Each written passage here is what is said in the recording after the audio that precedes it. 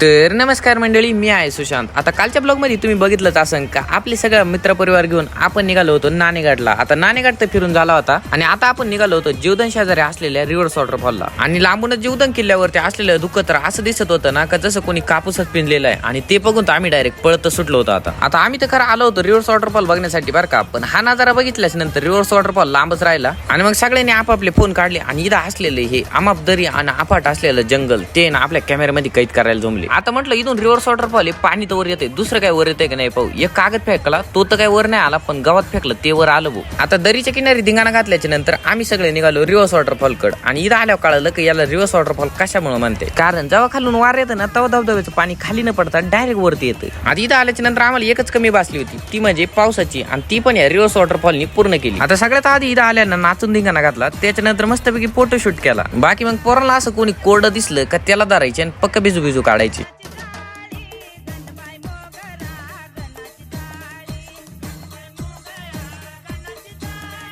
इकडे तर याने याच्यासोबत फोनला पण आंघोळ घातली होती पार.